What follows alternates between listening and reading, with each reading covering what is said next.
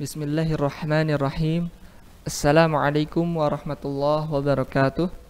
Alhamdulillahilladzi hadana lihadza wa ma kunna linahtadiya laula an hadanallah. Asyhadu an la ilaha illallah wahdahu la syarikalah wa asyhadu anna sayyidana Muhammadan abduhu wa rasuluhu alladzi la nabiyya wa la rasula ba'dah. Usalli wa sallimu ala Rasulillah wa ala alihi wa sahbihi wa mawala wa la hawla wa la quwwata illa billah. Amma ba'd. Qala Allah Ta'ala fil Qur'anil Karim, a'udzu billahi minasyaitonir rajim. Ya ayyuhalladzina amanu dukhulu fis silmi kaffatan wa la tattabi'u khutuwatis syaitan innahu lakum aduwwum mubin. Wa qala nabiyuna Muhammad sallallahu alaihi wasallam, man haitukum anhu fajtanibuhu wa ma amartukum bihi fa'tu minhu mastata'tum fa innama ahlakal ladzina min qablikum kathratu masailihim wa ikhtilafuhum ala anbiya'ihim. Alhamdulillah, sahabat yang dirahmati Allah Subhanahu wa taala, segala puji bagi Allah Subhanahu wa taala yang telah memberikan kita nikmat iman Islam serta nikmat sehat sehingga kita bisa menjalani bulan-bulan yang penuh barakah, bulan Rajab, bulan Sya'ban, bulan Ramadan. Bahkan kita bisa menjalani bulan Ramadan dari hari awal, alhamdulillah kita merasakan kenikmatan puasa hingga ke pertengahan bulan ini yang barakah. Semoga Allah Subhanahu wa taala memberikan kita taufik dan hidayah sehingga kita selalu istiqamah mengemban Islam, sehingga kita selalu istiqamah belajar Islam, sehingga kita selalu istiqamah menyebarkan Islam ke semesta alam.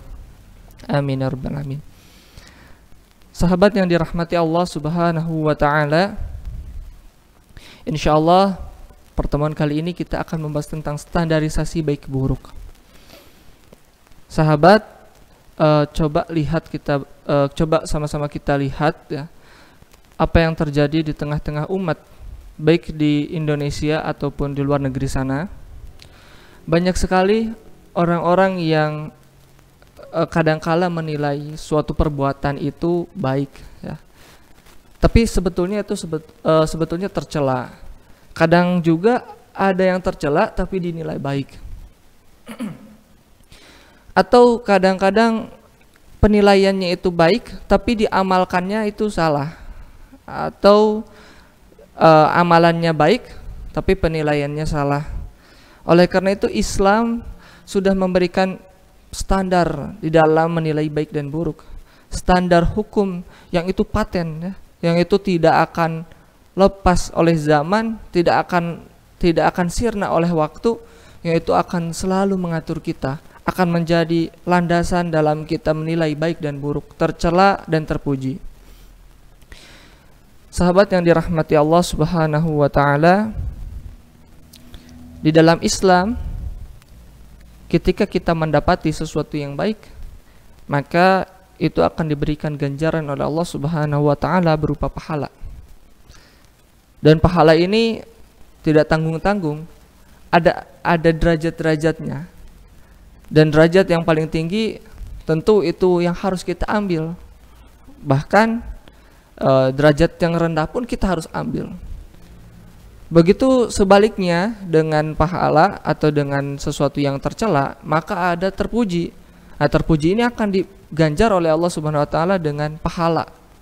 Dengan dosa yang tercela ini akan diberikan ganjaran Allah Subhanahu wa taala berupa dosa. Dan dosa ini juga ada banyak levelnya. Kita jangan sampai terlena dengan dosa-dosa kecil.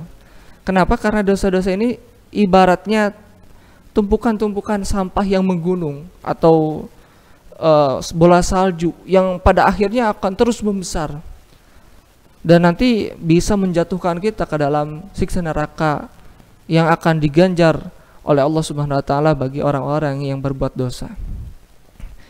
Nah, ini ganjarannya. Lalu apa standarnya? Nah, contoh ini. Misalkan kita melihat ada ya di hari ini ada perempuan-perempuan yang mereka menggunakan kerudung ya, alhamdulillah itu baik ya. Tapi kerudung yang mereka pakai itu tabarruj atau kerudungnya itu berlebihan ada punuk untanya, atau tidak menutupi dada. Ketika kita hanya melihat ini sebatas penilaian akal atau penilaian naluri atau penilaian perasaan, maka kita akan menilai, oh ini baik ya. Kenapa? Karena dia sudah berusaha untuk menutup aurat gitu ya. Atau mungkin bisa jadi kita menganggap tercela, tapi berdasarkan akal dan sebatas berdasarkan akal dan berdasarkan naluri, yaitu bahwa wah mungkin dia lagi suka-sukanya pakai itu, nanti mungkin dia akan berubah menjadi yang lebih baik lagi. Nah, di dalam Islam standar ini tidak bisa sembarang seperti itu.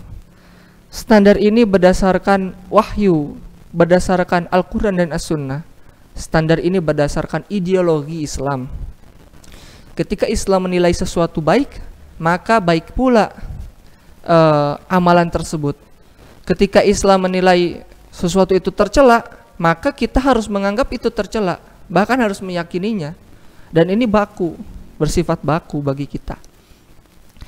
Dan dalam Islam sebagai contoh bahwa khamar itu haram, tidak boleh dilakukan, tidak baik dilakukan. Maka seseorang ketika mendapati khamar, dia harus punya sikap untuk tidak menenggak khamar, karena itu sesuatu yang dicela di dalam Islam. Terlepas dari apa yang akan terjadi, apakah mati atau hidup, apakah itu ada mudarat berupa sakit atau tidak sehat bagi kehidupan, terlepas dari itu, lihatlah hukum Islamnya. Menurut Islam haram, sudah, tinggalkan haram itu. Tidak perlu memikirkan apa yang akan terjadi setelahnya, langsung saja tinggalkan. Karena ini sudah menjadi hukum sudah menjadi hukum tetap bagi Islam, bagi kaum muslimin yang telah ditetapkan oleh Islam. Atau misalkannya perempuan yang terbuka aurat, maka menurut Islam itu tidak diperbolehkan, itu haram. Dia harus segera menutup auratnya. Nah, ini harus kita jadikan sebagai rujukan, harus jadikan kita sebagai tolak ukur di dalam kehidupan. Sebagai seorang muslim, tolak ukur kita itu adalah Al-Quran, As-Sunnah. Baik benar itu berdasarkan Allah, buruk tercela itu berdasarkan Allah, bukan berdasarkan yang lain. Sahabat yang dirahmati Allah Subhanahu wa ta'ala, maka ketika kita menghadapi fenomena-fenomena kehidupan ini, kita harus mencari tahu hukum-hukumnya. Ketika sudah ada hukum-hukumnya, kita hanya perlu sami'na wa ata'na, taat saja. Ketika taat, kita mendapatkan pahala. Ketika kita maksiyah, yaitu melanggar dari apa yang Allah tentukan, kita mendapati dosa dari Allah Subhanahu wa ta'ala.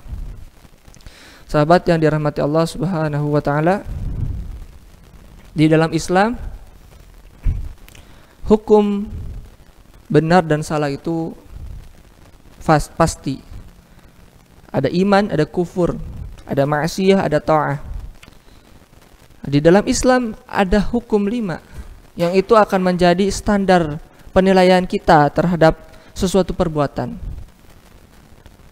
Sedangkan di dalam benda, maka Islam memberikan hukum haram dan halal. Nah, untuk tadi yang hukum 5 bagi perbuatan, maka Islam sudah memberikan hukum yang ada haram, ada wajib, ada sunnah, ada makruh, dan ada mubah. Kita dihadapkan dengan suatu perkara, misalkan rokok, kita menilai dulu, tidak langsung melakukannya, tidak langsung meninggalkannya. Kita lihat dulu berdasarkan hukum syariat, karena itu yang menjadi tolak ukur kita. Menurut Islam, bagaimana hukumnya rokok, benda rokok? Karena itu tidak ada nas, tidak ada catatan yang jelas di dalam keharamannya, maka kita hukumi mubah bendanya. Setelah itu kita hukumilah perbuatannya, yaitu merokok. Apa hukumnya merokok? Apa hukumnya menghisap rokok? Maka di sana kita akan mengetahui hukum-hukum, dan ketika hukum itu sudah terketahui oleh kita, kita melakukannya. Ketika kita melakukan hukum itu akan mendapatkan konsekuensi. Maka ketika kita lihat ada hukum halal, hukum wajib, yaitu harus dilakukan, dan ketika kita tinggalkan itu mendapatkan dosa, maka kita harus melakukannya. Dengan sekuat tenaga kita harus melakukannya. Contoh, kita melihat hukum sholat, ya. Melakukan sholat itu wajib hukumnya. Maka ketika ada seorang muslim tidak melakukannya, dia mendapatkan dosa. Maka dia harus berusaha sekuat tenaga untuk melakukan sholat tepat waktu, melakukan sholat sesuai dengan tuntunan dari Allah Subhanahu wa Ta'ala. Ada haram. Haram ini ketika dilakukan mendapatkan dosa, ketika ditinggalkan mendapatkan pahala. Contohnya kita memakan babi. Seorang muslim punya sikap di dalam melihat fenomena memakan babi ini. Menurut Islam, memakan babi ini haram. Maka sudah selayaknya kita sami'na wa ta'na, taat ketika Allah bilang ini haram, maka kita tinggalkan. Walaupun itu hanya secuil, walaupun itu hanya setetes darahnya atau setetes daging, sedikit dari dagingnya. Nah, ini harus kita bangun di dalam diri kita, harus punya keteguhan di dalam menilai sesuatu. Jangan sampai kita hanya sebatas perasaan. Menurut saya ini baik, menurut orang lain ini baik. Tidak boleh sebatas perasaan. Tidak boleh juga berdasarkan pemikiran semata tanpa adanya syariat. Karena kita sebagai seorang muslim dituntut oleh Allah Subhanahu wa Ta'ala itu untuk sejalan dengan apa yang Allah perintahkan. Bahkan kadangkala sesuatu yang menurut kita baik itu menurut Allah tercela, dan sesuatu yang menurut kita buruk kadangkala menurut Allah itu baik.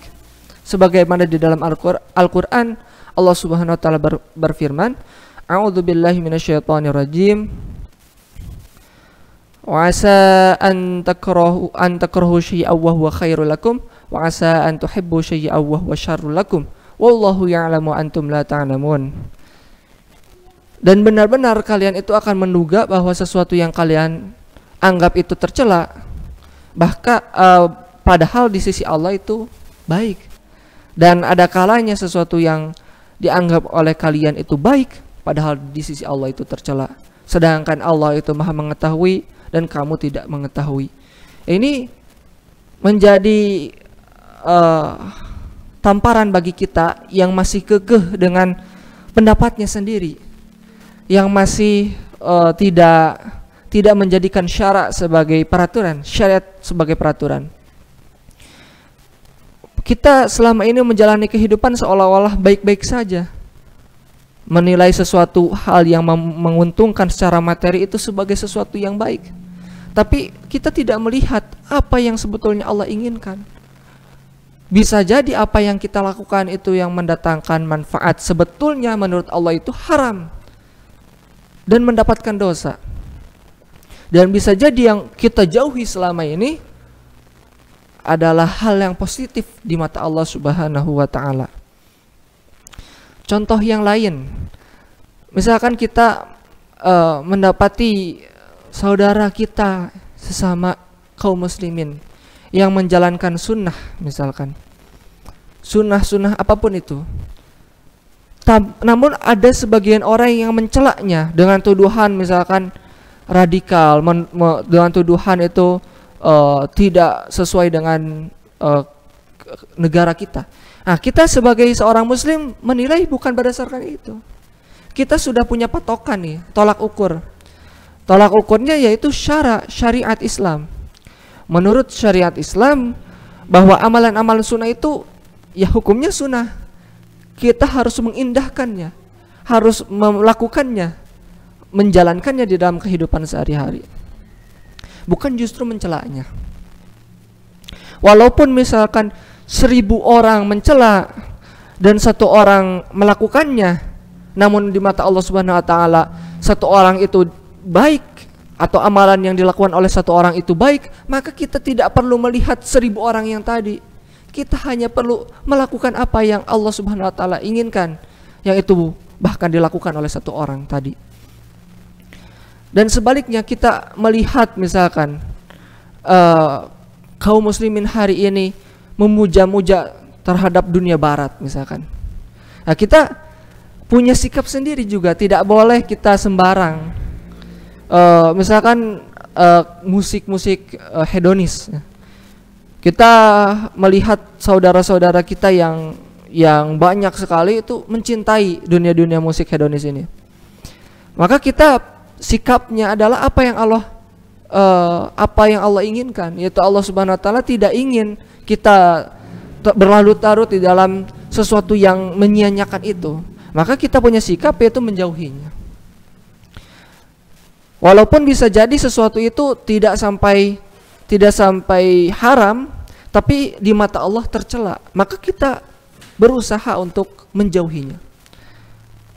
Apalagi sesuatu itu yang sudah dihukumi haram, maka kita harus sekuat tenaga untuk tidak sama sekali menyentuh terhadap perbuatan itu. Karena hukumnya jelas, konsekuensinya jelas. Ketika kita taat itu mendapatkan pahala, dan ketika kita maksiat itu mendapatkan dosa. Dan dosa ini jaminannya adalah neraka dari Allah Subhanahu wa taala. Yang siksa neraka ini tidak ada bandingannya bagi kehidupan kita, dan kenikmatan surga bagi yang melakukan perbuatan yang ma'ruf, yang mendatangkan pahala, ini juga kebahagiaannya tidak bisa dinilai dengan kebahagiaan dunia. Sahabat yang dirahmati Allah Subhanahu wa taala, maka oleh karena itu kita harus menjadikan Islam sebagai tolak ukur dalam menilai baik dan buruk. Coba kita hilangkan baik dan buruk menurut tolak ukur manusia, yang itu hanya berdasarkan perasaan dan pemikiran semata. Kita harus mengkolaborasikan perasaan dan pemikiran itu dan harus tunduk terhadap ajaran Allah Subhanahu wa taala, syariat Islam. Karena di mana ada syariat Islam, maka di sana ada kemaslahatan.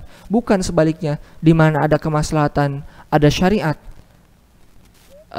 Di dalam kemaslahatan pasti syariat. Kita harus menjadikan syariat lebih dahulu daripada kemaslahatan.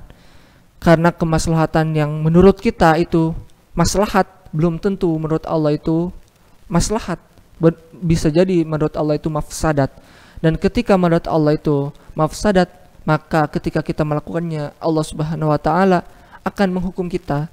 Karena itu mafsadat, perbuatan yang buruk, yang tercela, yang mendatangkan kerugian bagi kita, yang walaupun itu tidak bisa kita lihat kerugiannya, tapi menurut Allah itu rugi. Ketika kita lakukan, maka kita akan mendapatkan balasan berupa dosa dari Allah Subhanahu wa taala.